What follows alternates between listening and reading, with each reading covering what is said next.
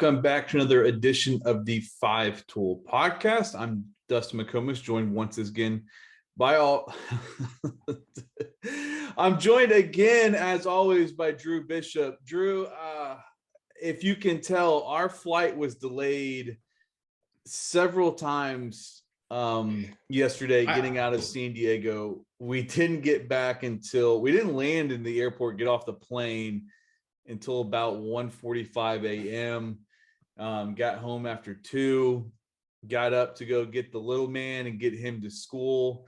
So I'm running on fumes a little bit. I guess this is trying to prepare my body for what life will be like when child number 2 arrives in about 2 months. But yeah, hopefully this caffeine kicks in a little bit and I start able to I'm able to talk a little better, because that's kind of the point of the podcast. I hope nobody tunes into YouTube to actually see this one, because I probably look worse than I sound. But yeah, like anybody that travels knows the feeling, especially if you have those alerts on where you keep getting the text from Southwest Airlines. It's like your flight is now scheduled to take off at this time and at this time, and it kept going throughout the day. And I was like, are we even gonna take off, or are we gonna be stuck here another day? I say stuck here. There are way worse places to be stuck than San Diego, but you know how it is. Like, you're kind of in limbo when you're waiting for your flight. You're like, what do? You probably just end up eating way too much and going to these different places and stuff like that. But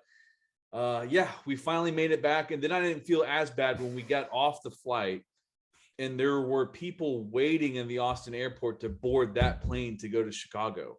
Take off at 2. So that's like, oh, okay. It could be worse. So yeah, I hope you're better rested than I am today. Well, I noticed that you haven't completely gotten rid of all the Austin beat writer or UT beat writer habits, because I almost asked you about it, but I always used to tease you about almost all of the beat writers would tweet at the airlines upon any issue. And I almost asked you about it yesterday, but I wanted to see if you did it on your own. And sure enough, and I saw you had some back and forth with Southwest. So what did anything end up happening? I did it in a more subtle way. And oh yeah, I know. I noticed that. I've grown. I don't know if wiser is the right word, but I guess I'm just less of a jackass than I used to be about that sort of stuff. But in my head, I was like, I'm sitting here with a pregnant wife. It's called passive aggressive. And we keep getting these delay updates, and we're just like, oh man, it's gonna hit my wallet. Because like I said, what do you do when you're stuck and you don't go to the airport? Like you have to go park yourself at like a restaurant or a sports bar or something. So at Southwest is always the best about customer service and everything like that, and changing flights and everything. They looked up everything and they're like, yeah, it's an air traffic control thing because of the weather, blah blah blah. But we did receive a voucher for a flight. So shout out to Southwest for taking care of us. And it sucked getting back so late, but we were on one of those, like, I don't know, it wasn't a brand new plane, but a new plane flying back in a half full flight. And I was like, okay, this helps make up for the hours and hours that we were spent delayed. But yeah, like that's I think that's I've had flights delayed since the last time I tweeted before that. But I was like, you know what? I just screwed up some of my lineups. I'm trying to figure out what the hell's going on about this airport and this flight. Like, let me just throw this out there and see what happens. So yeah, I guess I only had one opportunity to use that my wife is pregnant, our flight is delayed, and that sort of card. So I used it, and Southwest took care of us. But yeah, San Diego was a lot of fun. It's ate a lot. It's a very, and I knew this from the last time I went, but even more so now, it's a very walkable city. Like, I feel like everything besides the beach is like basically 20 minutes from downtown, whether it's Petco, whether it's Gaslamp, whether it's Little Italy, whether it's the harbor, Seaport Village. It's all kind of right there. Now, if you want to get out to the beach, you probably got to drive out there, but I mean, even Balboa Park is very close to downtown as well. So we had a great time. Kind of did a little bit of everything: Ocean Beach, Petco, saw Yu Darvish pitch. And sometimes we talk about calibrating our evaluation eyes.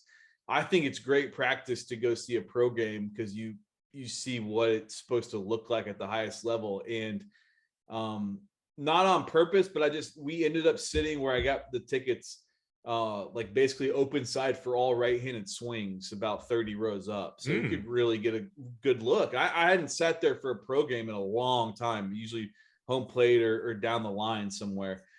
And it just reminded me that if you don't have a good swing, and if you don't have at least above average bat speed, you're probably not making the big leagues. Like, because you see those swings, even from the guys that are supposedly, bad hitters, and you watch them and it's like, yeah, like this is what it's supposed to look like. There aren't many bad swings in this bunch. And there certainly aren't many guys that don't have bat speed in this bunch as well. So it was a really good reminder of what it's supposed to look like at that level. Yeah, well, that kind of reinforces some of the S2 cognitive stuff, because like you said, like if you're at that level, everyone has bat speed, everyone has at least a decent swing, right? For the most part, at least. And then what's the separator from there?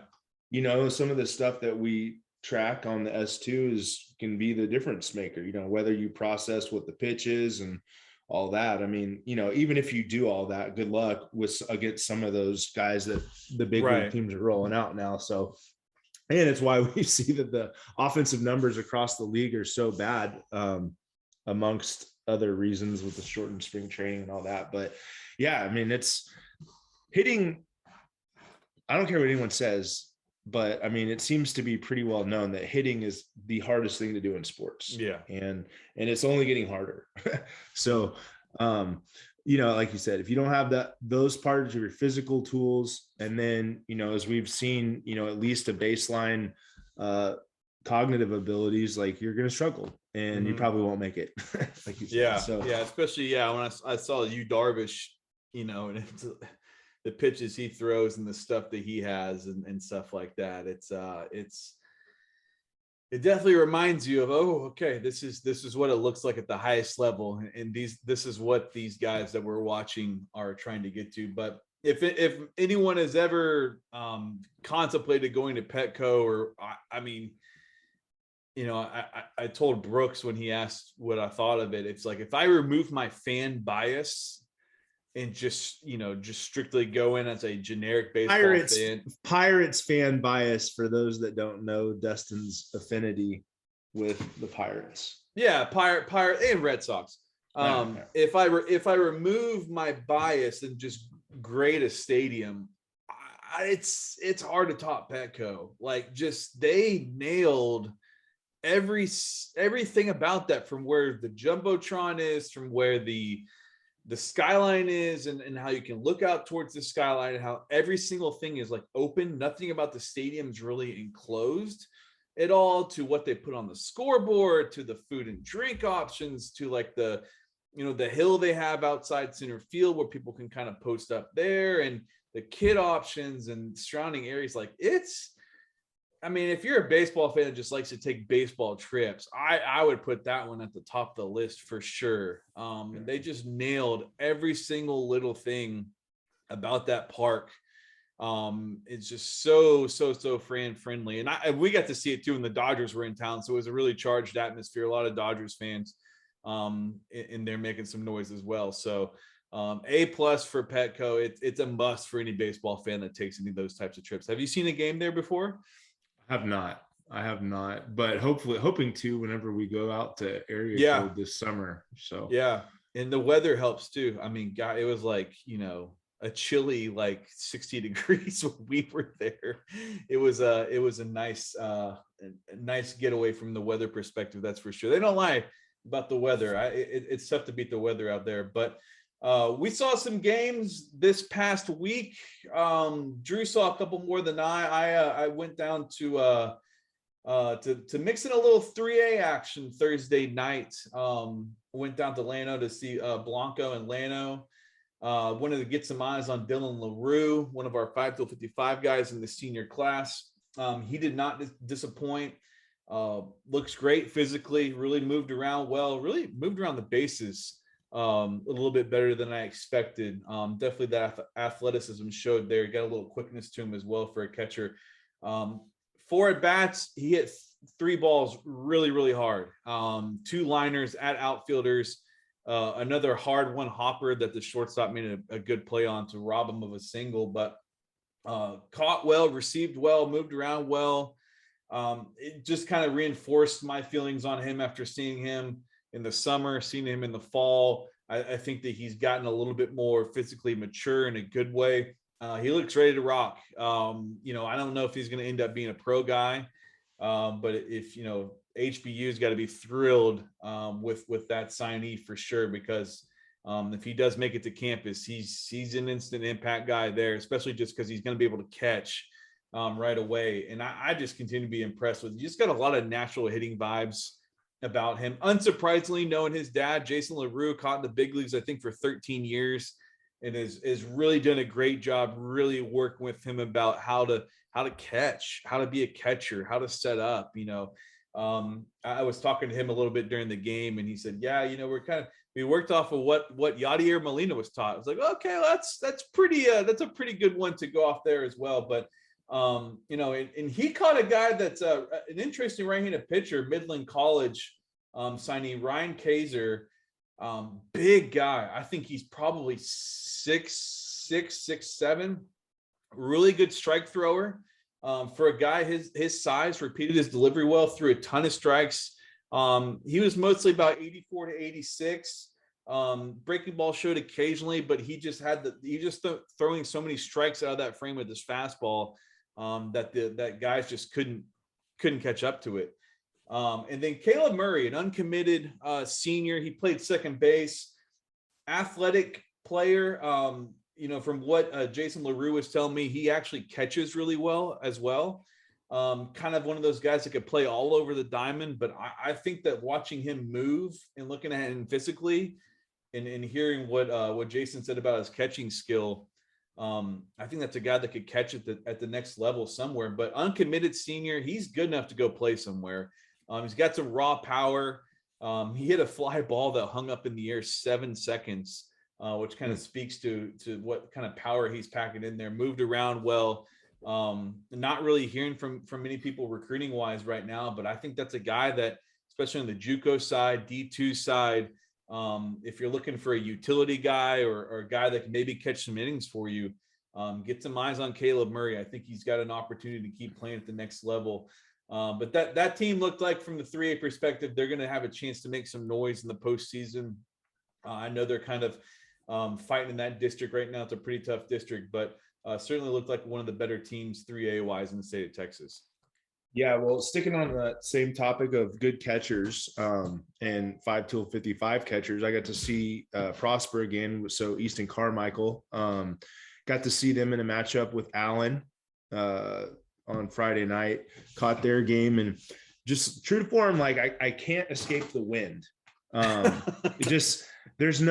were some balls that were hit really well that didn't go anywhere. The wind was blowing like kind of straight, like kind of in and across from right field. And like you could even see it. I was looking back through some of my videos from the game, and Colin Husband for Allen was pitching, and like he looked like he was like he had loose pants, and his pants looked like a flag.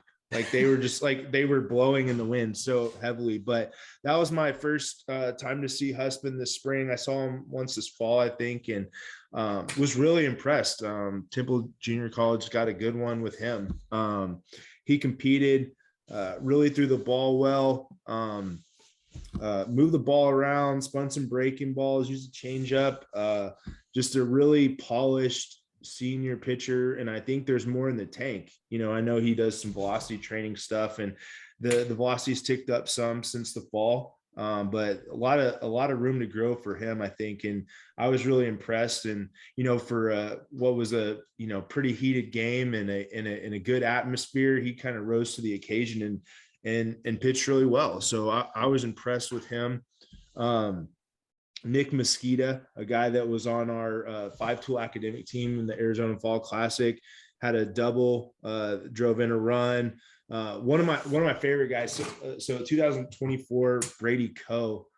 He reminds me of kind of maybe that class's JC Davis, Okay. but just really good defender, can play a lot of positions. He was playing third for Allen on Friday night and made a couple of good plays. He just, he just one of those guys that carries himself like he knows what he's doing on a ball field. Obviously having a dad as a coach helps. And you can always, you seem to just always be able to tell those guys that have a dad that either played at a high level or coached, they just kind of carry themselves a little bit different. And I think Brady's that way. But I've always liked him, saw him some back in the summer and in the fall, but impressed with him. Going back through my notes, it was a good game. Ultimately, a dropped pop-up is kind of what was the separating factor. But like I said, I knew right off the bat it was it was a really high pop-up, and you just could feel it off the bat that it was going to be tough. It was, around the shortstop area, and just kind of it was a tough play. Nothing was going to be routine that night. So. But ended up being a good win for Allen. I think Garrett Carter came in relief for Allen to get the save. Colin Husband got the win, going 6 innings. They're gonna have a chance to do something in the playoffs. They play good baseball. We talk about getting to see in and out, and it was very obvious watching them take in and out that they were sharp and ready to go for the game. And it tells me a lot the way that teams take in. Yeah. And they did a good job of it, and they played a relatively clean game and ended up getting the win. And then Saturday I went over to watch Arlington Martin versus Mansfield Legacy to get my first look of the spring at 5-tool 55-23 class Dylan Schlegel. And man, he didn't disappoint. It wasn't a huge box score filling game, but he just does everything right. He took good swings. Another win game. This was one of the stiffest breezes that we've seen. Same kind of wind pattern, just blowing in, knocked down some really hard hit balls. But first out of the game, Dylan hit a ball really well to left field. And it, if you just watch the fielder, it looked like a routine ball, but he smoked it to left. And made solid contact, walked. I think he stole 2 bases on the day. Put a ball in play for what turned out to be an E6, and he got an RBI on the play, but stole third. They threw it away, and he scored from that. Shortstop Parker Ibrahimi, who's a 2023 guy that plays for the Sticks. Good baseball player. You can just tell he knows how to play the game and where to be, and took some really good at bats in the game. I think Legacy might have a chance. They on a Saturday they were throwing Navarro commit Drake Dowd, left-handed pitcher, who went 6 innings and had 8 strikeouts. Really, really good outing for him. I think I said, 8 strikeouts, and then Schlegel came in to pitch and close. Oh, wow. Yeah, and you can tell there's arm strength there, and he had a good, threw a couple good. Looked like a slider, either slider or kind of slurve action, but I don't think because he's so good offensively, I don't think he's going to pitch at the next level. But I mean, there's definitely something there, and you can tell that he knows what he's doing when he gets on the mound. On the Arlington Martin side, Luke Spencer got the start for Martin and pitched well. Kept Mansfield Legacy off balance for a little bit. Logan Myers, another one of our 23 top 55 guys, had an RBI single in the game. It was funny. I was talking to Max Grubbs, who's a 22 member of our 5-tool 55, and he was playing short. He was playing short for Arlington Martin, And he ended up making a couple errors. And I talked to him after the game, and first thing out of his mouth, he goes, "That's why I'm a pitcher at the next level." Hey, But what we always say, the game will tell you, what role you're destined to take. Yeah. And he's got it figured out. Yeah, and well, he did have he was hitting 4-hole on Saturday, and he did have a ball that he smoked down the left field line for I don't know if they'd call it a double or a single where he advanced, but he definitely hit the ball well on that in that at bat. But yeah, Drake Dowd was a tough out for those guys. Like that wasn't the type of guy that you expect to be throwing on a Saturday all the time at 10:30 in the morning, especially. But he was really good, competed. Like I said, he was throwing a breaking ball to right-handed hitters that they were swinging over the top of, kind of a back foot, left-handed curveball to the right-handed hitters. But I was impressed with him. So like I said, Navarro's got a good one there. But yeah, it's getting fun. You're starting to get close to the playoff matchups next week, and some of these district championships will be on the line this week. So I think, they will. Tonight, I think my plan is to go see Coppell and Flower Mound. TJ Pompey's pitching for Coppell. So get to see him. And then Friday's a little bit up in the air. It's probably going to depend upon what happens in some of tonight's matchups as to if a game's actually going to be for the championship or not. So, but excited. There's some games to choose from, some big matchups in town that kind of decide. Most of it's to decide playoff seeding. And a couple of them will actually decide who actually wins the district, or if it's outright or what. But so yeah, we're getting close. We're getting close to the stuff that really matters. So yeah, and I was looking through the games people had to vote on for the S2 game of the week, and some loaded matchups, especially down in Houston as well. Hopefully my Friday plan works out, because if it does, it's just one of those rare days where there's a really, really good game that starts early ahead of another great game that starts later. So yeah, that feels like a little gift. But yeah, I think I'm gonna keep it local tonight and go see our guy Hank Howard throw. And heard some really good things about Vista Ridge, and I know Stony Point's got a couple guys as well. So that district is a battle with Vista Ridge and Round Rock and Cedar Ridge, and Westwood, I think, is leading that district right now. But speaking of performances, last week we discussed and wrote about it at 5tool.org, some guys in the 5 tool 55 rankings that we're going to want to push up or add to the list in some cases, like Jack Livingstone. So we want to kind of go through and we wrote about some of our favorite performances, or the top performances that we've seen across this year. Three of us, the three each performance wise. And it kind of reminded me that I've seen a lot of really good pitching, and I don't have many standout hitting performances that I've seen this year. That's just kind of the way it works. But oftentimes too, you're going to see, we try to, if we can, you want to see decent pitching, or you want to see good pitching face good hitting, as much talent as you can, kind of maximize the bang for the buck, especially if instances where, we're traveling, if you're leaving DFW, for me, if I'm leaving Austin and going somewhere like that. But it just kind of reminded me, like, man, I've seen a lot of great pitching.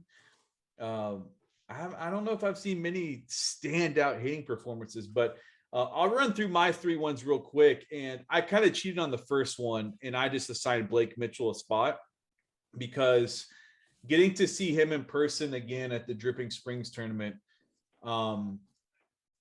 it was really, really, really impressive.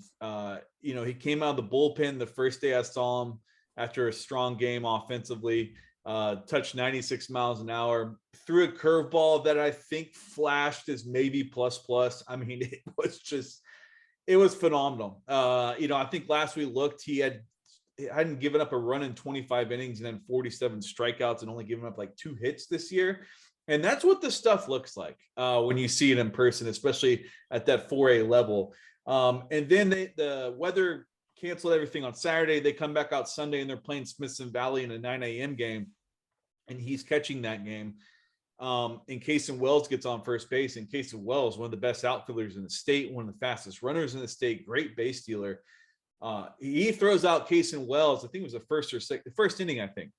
He throws out Casey Wells with a 1.87 pop time, perfect throw right to the glove, and throws him out by maybe 2 full steps.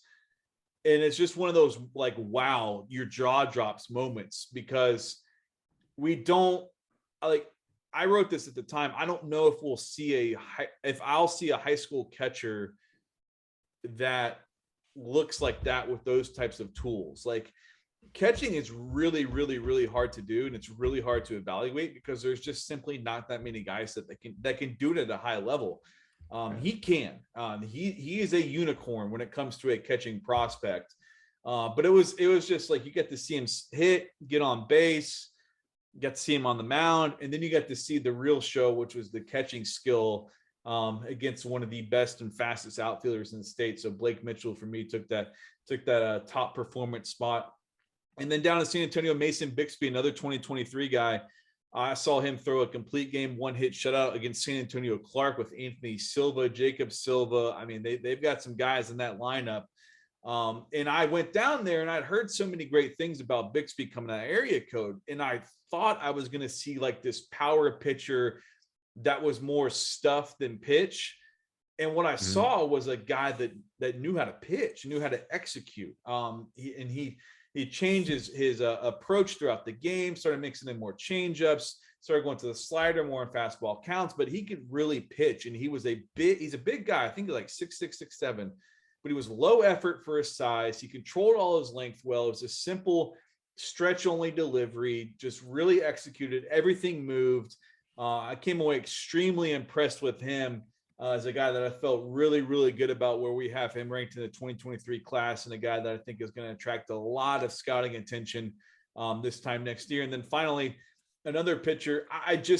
I've written about Casey Evans a lot. He was on our story that we did last week. But I mean, the guy, I watched him throw a 1-hit shutout with 10 strikeouts at Concordia Lutheran as a sophomore, touching 93 miles an hour and then holding all that stuff through 7 innings. I mean, it's just like, that's that pitching at its best, especially at that age. I mean, if he was a senior and did that, I would have been extremely impressed. But the fact that he's a sophomore doing that with that feel for actually knowing how to pitch and how to execute and not being just a stuff guy, I think that he's the early leader for the top guy in the 2024 class right now in the state of Texas. Granted, we haven't seen everybody. I know there's a guy in Aiden Sims in the DFW area that's got a really, really strong reputation on the mound as well. And of course, Theo Gillen down here in Austin, who unfortunately had his season cut short by a labrum injury. But it was impossible for me to keep Casey Evans off a performance list just because to do what he did at Concordia Lutheran against one of the better teams in the area was a really, really loud performance.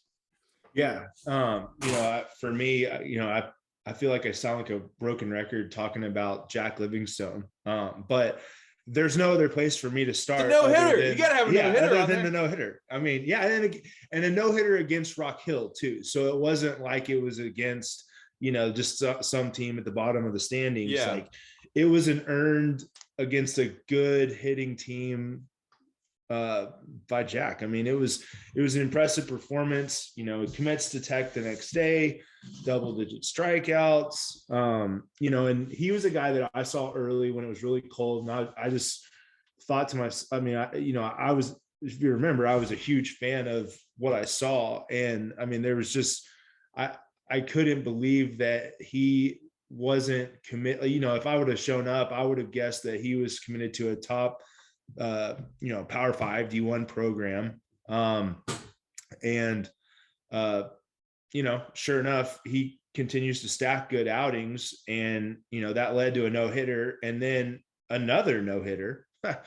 So he's just been unbelievable this season. And like we talked about last week, he's going to make a huge jump, I don't even know if you call it a jump. He's going to make an appearance at a high spot on our final 55 for the 22 class. But, I know we mentioned it last time we talked about it, but all no hitters, there was one play that had to be made to preserve the no-hitter. And it was he had a third inning, the only real inning that he was really threatened at all, had a walk to lead off the inning, then gets an immediate double play rolled by the Branch brothers. And then to get the last out of the inning, there was a line drive that was smoked by Rock Hill's Brett Foss over third base. In 2024, Matthew Maynard made a really good jumping snag of the line drive. So, that, you never know it in the moment, but you can always feel like you look back on a no-hitter and find some play that ended up being an incredible play to preserve the no-hitter ultimately. The other performance, was a recent one that I saw from Frisco Heritage, Andrew Hickey, right-handed pitcher. And it was, we talk about pitching is ultimately getting outs and disrupting timing. Mm-hmm. And, velocity is always, what draws the scouts and the radar guns. But what Andrew Hickey does on the mound is just, he pitches and he disrupts that timing. And whether it's a quick pitch or a hesitation in his motion or whatever it may be, sometimes all in the same batter. Yeah. He frustrates hitters. And I imagine if he'd be pretty high up on the list if you counted some bat slams from guys leaving the box over the course of the season. But, and it's not like this is out of nowhere for him. Last year, he was a first team all district pitcher and with I think 192 ERA. So he's had success. But, I think he knows what he is and he knows how to get outs. And ultimately that's the name of the game. And if you do that and you keep being successful, you'll keep getting opportunities. But, we were just, with Dominique Reed on the other side, it was literally like a 180. Dominique Reed he was fantastic on his side of the game and actually got the win. And Andrew didn't, but it was just enjoyable to watch. And it was just fun to see how both styles can really, win games or be successful. He had only one inning where he gave up runs and there was a couple base hits and some errors and misplayed balls that led to all of the runs that he gave up on the evening. But like I said, it was a fun outing to watch and it was really enjoyable. And then I did sneak one offensive performance in there that was really impressive. And it wasn't like a big box score filling stat line.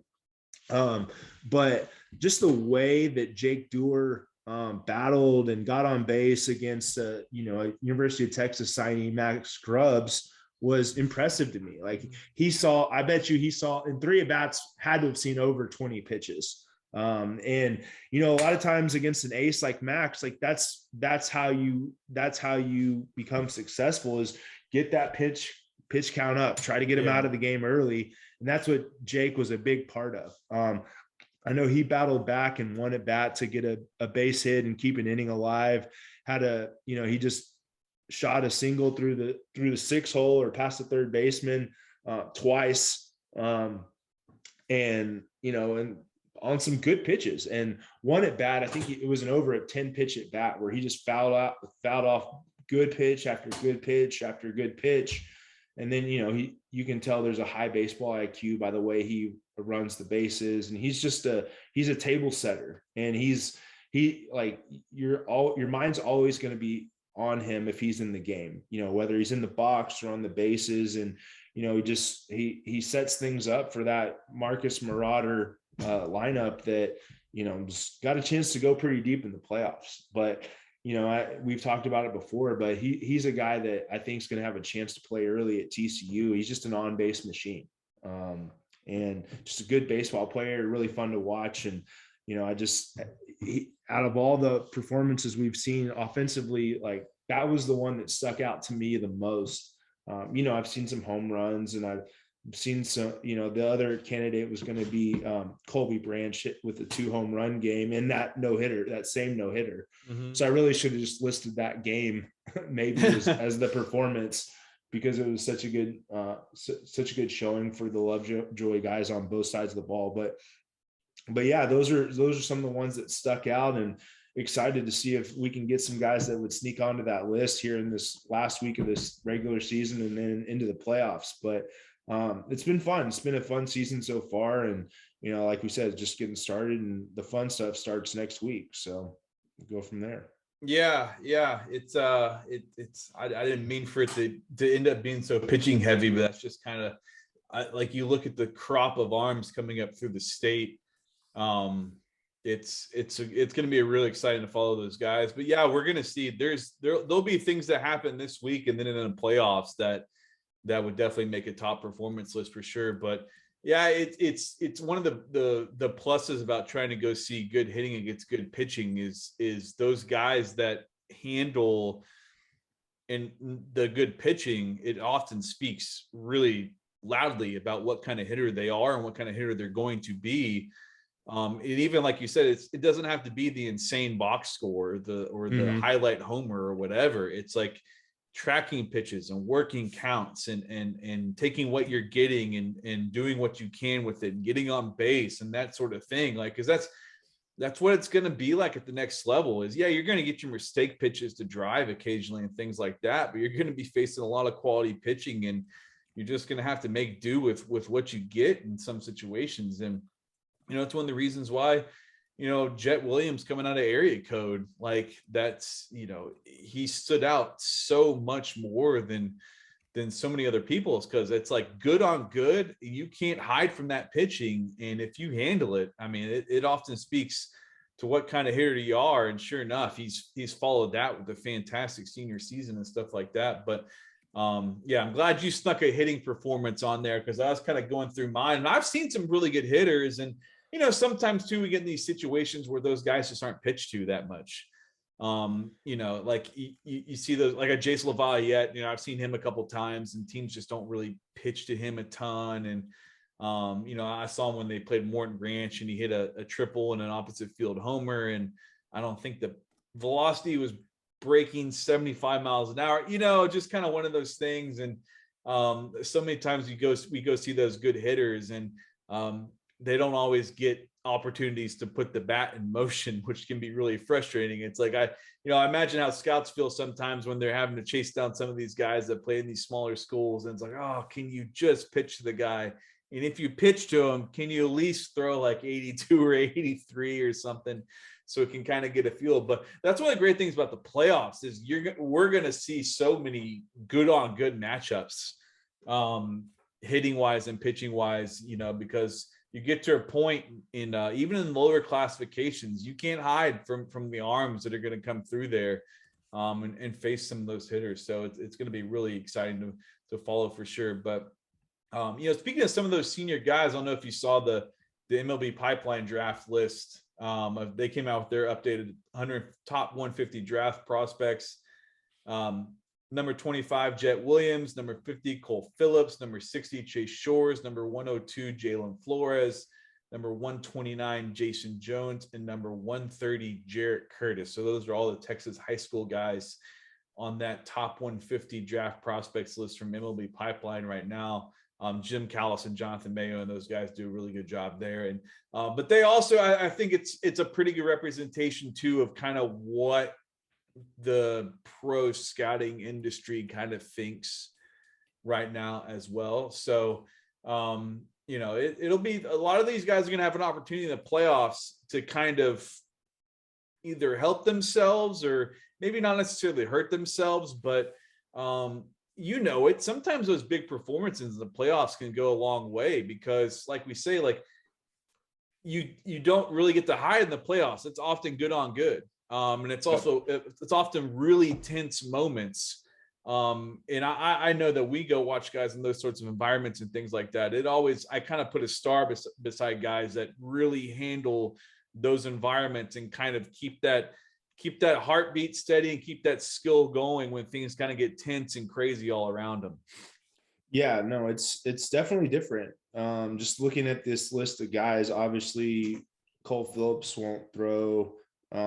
Heath's having a good year, so Jed will hopefully make another deep run in the playoffs. Shores, he'll get a couple more outings, it looks like. Flores, I don't know, I just sent it to you separately, but I saw that their game got moved to tomorrow. So I'm going to guess that being one of very few games, there will be a lot of people in to see him. Jason Jones, I think, plays Allen this week. So he'll have 2 good pitching matchups coming against him. He has a tough district. He's got some really good arms in that district that he faces on a daily basis. So, his numbers are going to be legitimately earned. I think there's some D1 arms that he faces on a regular basis, and then obviously on a basis, I should say. And then, you've seen Jarek a couple times, and they play in a good district down there. So yeah, it'll be interesting to see if those guys can make any more impressions. Cause this is about the time when, or not the only time, but it's a time when some of the higher up guys in an organization, if they're bearing down on certain guys, that's when they go in, and they may bring some people that haven't seen these guys before. So that's why a lot of times you see some guys make that jump. It's because they're getting different eyes on them at a, quote unquote, more crucial time in the process. And they got a chance to really make an impression. So yeah, it is fun. And I'm excited to get some of those environments, and talking a little bit about some of those guys with the draft impression. I did a little research and did a check on how our college draft teams were doing. Do you have any thoughts before I rattle off some numbers? No, I honestly, I struggle to remember exactly who I drafted. I know I drafted like a lot of the LSU lineup. Yeah, you have. Well, which is good because I didn't draft any of their pitchers. You only have one of their guys in your lineup. Yeah, I thought I had multiple ones. I know. No, I have Bob Moore. You have Trey Morgan. Bob Moore's hitting 232. Oh, that's tough. Hey, that might be lead Major League Baseball right now. Yeah, true. I know I've got Jace Young's having. How many homers do you have? 20. Him and Melendez have 21 both, don't they? No, Young has 11. 11? Somebody tweeted he had 21 the other day. Dude, like I already had the Texas page pulled up, so I did the Texas guys first. And that kind of made everyone else's season seem bad after looking at Melendez's numbers. Yeah. I mean, it's crazy. Like he's got 21 jacks, 61 RBIs, 10 doubles, and he's hitting 401. Yeah. 401. He's having, and the weather has how it gets there when, they move the fences and stuff. It's still not a very hitter friendly park until it heats up, Well, I will say this. I think, and this contributes some to their pitching numbers too, being down, I think it's been a lot more favorable this year from a wind perspective. Yeah, that's true. Yeah. And it's hurt some of the pitching numbers. I was trying to explain that to someone the other day, someone that was, yeah. In your old stomping grounds is where that was. Good luck with that. Yeah, I'm surprised they haven't fired anybody yet. Yeah. So, Brandon Burchell. The fans have in their minds. I know that's what everybody. That's what I'm saying. But on your side, Brandon Burchell's having a really, really good year. He's 6-2 with a 2.17 ERA and only 17 walks in 54 innings. That's the big one to me. I'm sure that's what scouts have really keyed in on is, we know the arm strength's been there. Can he pitch and can't throw strikes? And he's doing it. Yeah, no doubt. I think so. Your team is hitting 292 with 100 doubles, 9 triples, 53 home runs, and 272 RBIs. And you've got a 3.86 ERA. Kendall is blowing us out of the water offensively because he has Melendez. He has Barry. That'll carry him. Yeah. So, and he has Peyton Graham. He's having a good year. So he's hitting 324 with 105 doubles, 9 triples, and 88 home runs. Jeez. Yeah, so he's got 35 more home runs than you do, and he's got 361 RBIs to your 272. But his pitching is the worst of the three. He's sitting at an 8, which I think is what we thought coming out of the draft, right? Yeah, yes, yeah. So a lot of it's played out, but he's sitting there with a 4.17 ERA, and then my guys, I've had a couple guys get hurt. So Reggio's hurt, and I think Gavin Dugas is hurt. Man, but Bob Morris had sorry to interrupt, but this is a bizarre, like, he's walked more than he struck out, and he's only struck out 24 times, and he's still only hitting 232. My man's got some bad Babbitt luck, is what's going on with Bob Moore. There's some bad luck. That'll even out. He's gonna get hot here down the stretch. Well, we know he put big game Bob. We know what he does in the post. Yeah, this is probably boring for him. I think he might be right. He may break out here soon, but my team, because I had significantly less at bats than you and Kendall across the board. And I had part of that Kennedy too. Yeah. Kendall has the most at bats, but so I have. Let's see. I'm hitting 304 with 90 doubles, 13 triples, and 69 home runs, 305 RBIs.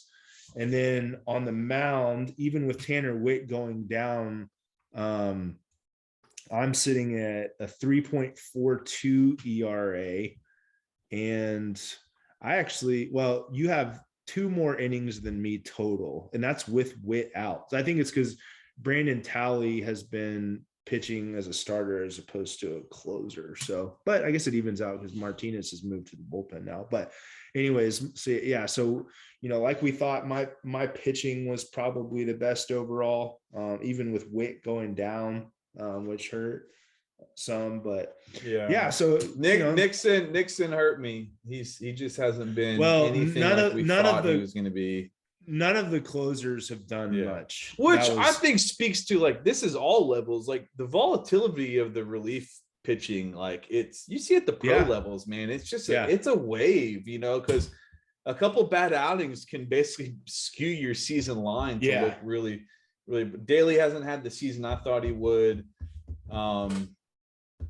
Fincher at La Tech hasn't been as good as I thought he would. He's not walking, but he's only walked 8 guys this year, but he just hasn't had that same type of Medeiros is what really hurt your numbers. He has not been good. He has we knew coming in he was a stuff guy that was but he hasn't been wild. He's only walked 17. Maybe that's seriously, he's walked 17 in 44 innings.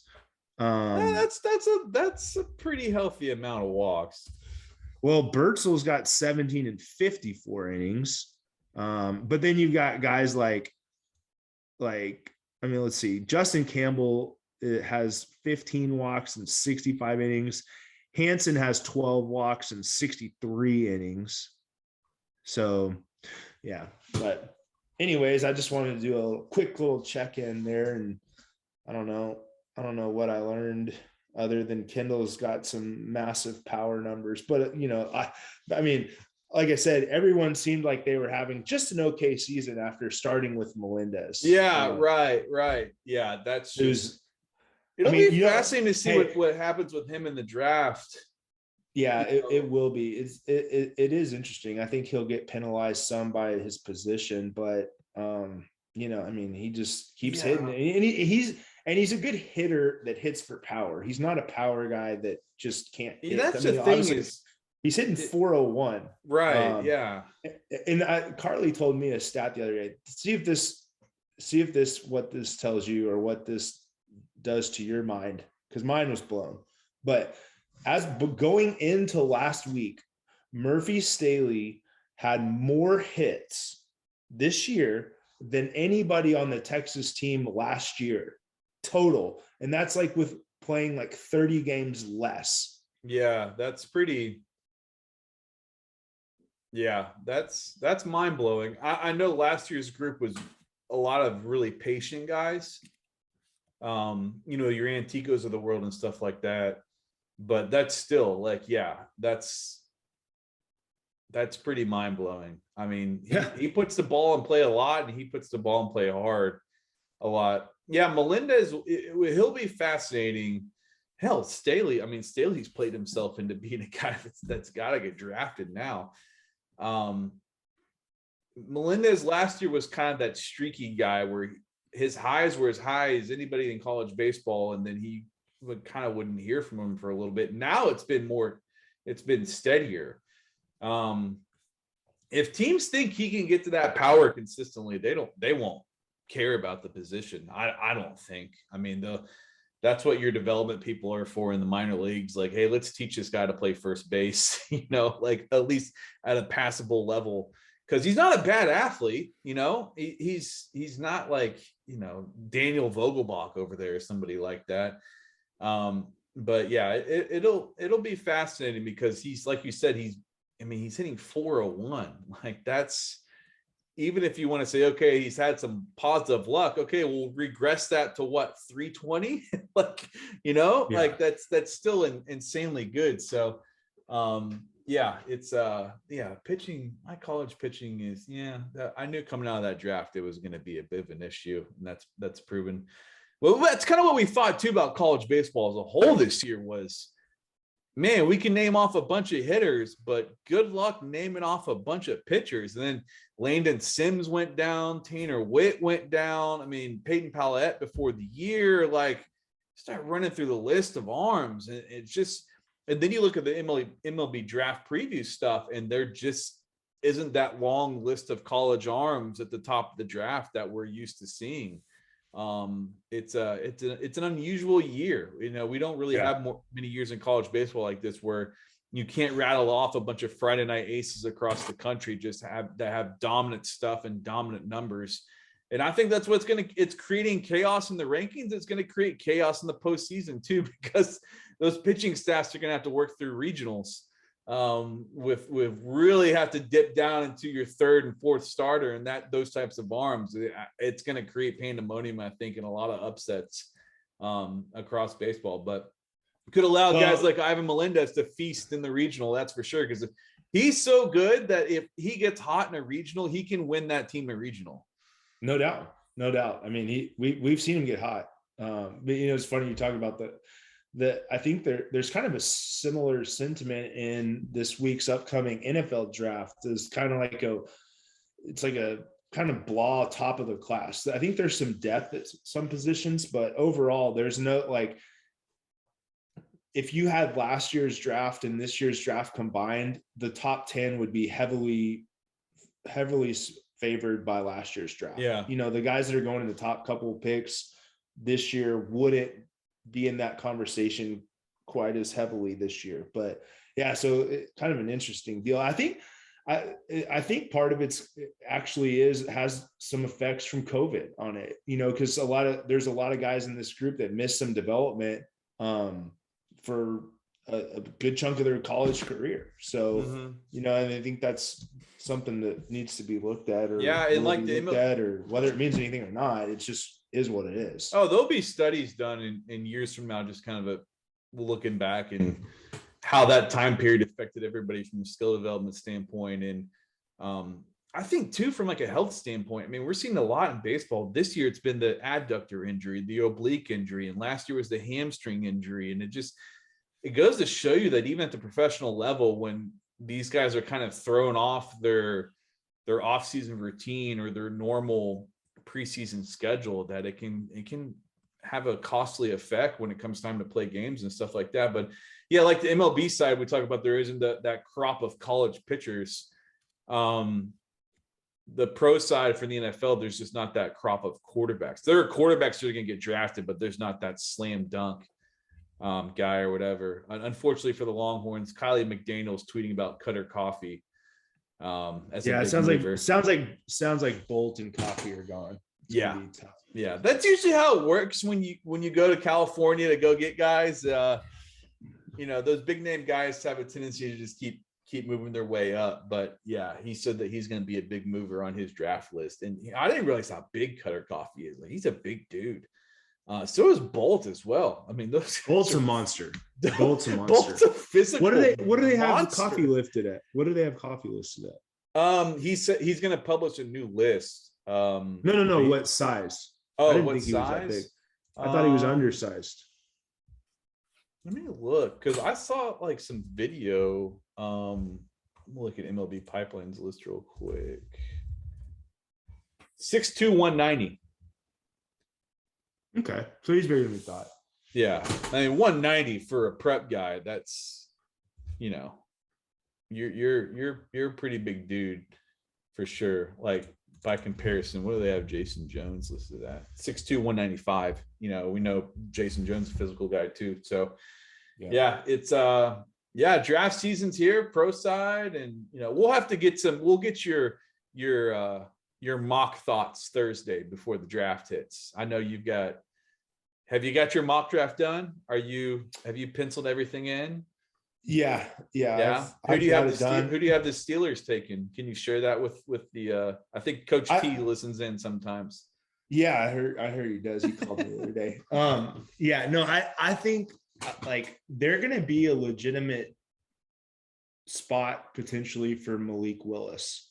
I think so. Malik too. Willis or Desmond Ridder, I think would be good fits there. Especially with Malik's a guy that he has the highest ceiling of this class by far on the quarterback side, but he ain't ready. He is far from ready. Which is fine if you've got a Trubisky that can just kind of be that bridge for 2 years. Yeah, no doubt. And I think that would be a good spot for him. Just, with the stability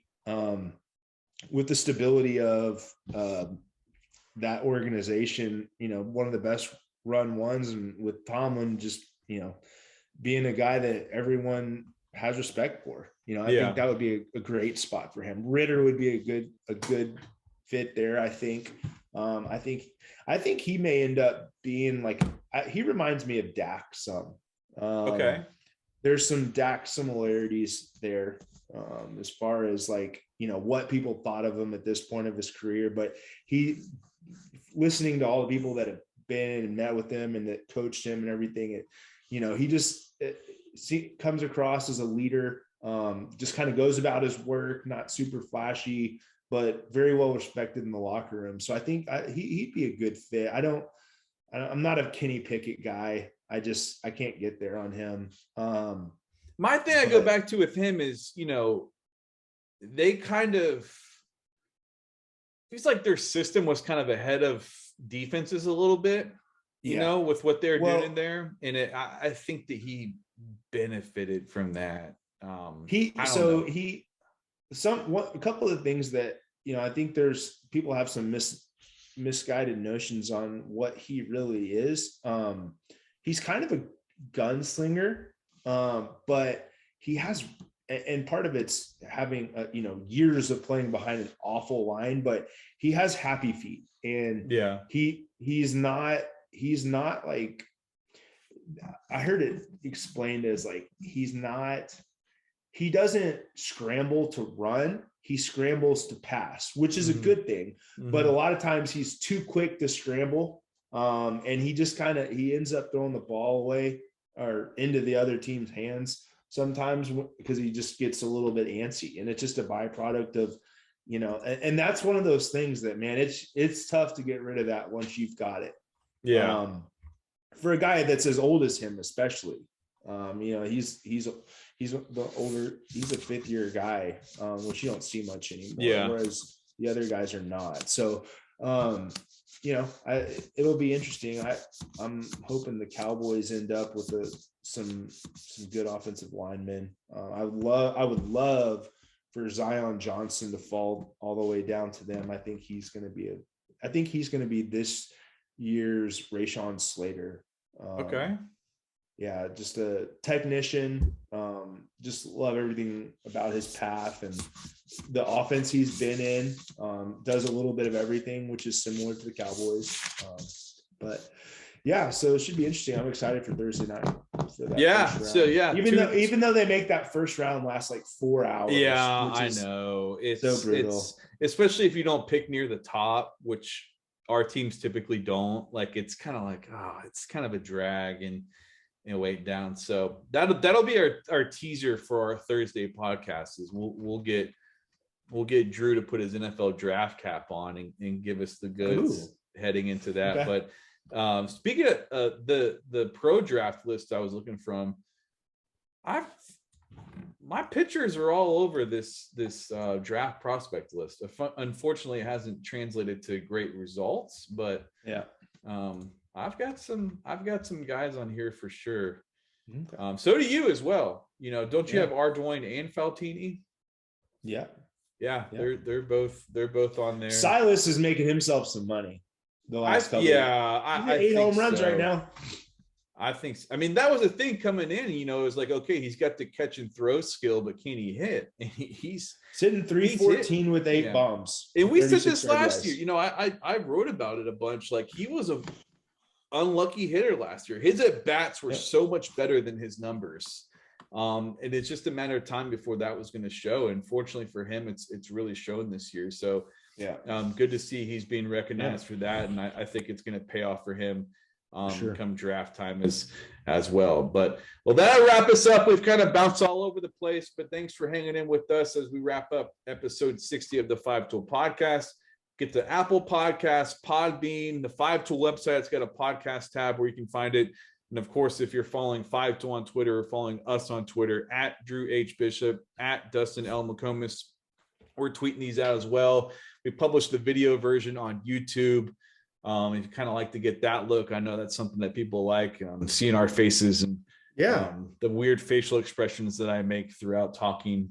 But today I really wouldn't recommend it because I look like a guy that was sucked. Slick Padres jacket on though. Yeah, man. Like I'm a sucker for these types of pullover type things. Like it was chilly there.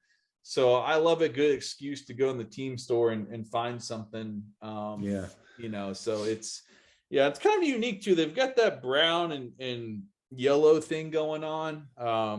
But which I kind of dig because it's kind of different. But yeah, I always find an excuse to get one of these and add it to the closet because they're good. Like days like today in Austin, it was like 55 in the morning. You just throw this thing on and or even heck, it's so lightweight that when it's 90, it wouldn't be bad if you don't have sunscreen or something like that. But yeah, you can tune into YouTube and see my nice little San Diego Padres pool over there.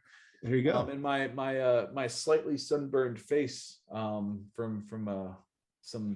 by the way, the water in the Pacific right now chilled my bones. It was so cold. It was freezing. I don't know how people do it. So one quick story and then we'll shut up. But so my brother-in-law, as some people know, is a Navy SEAL.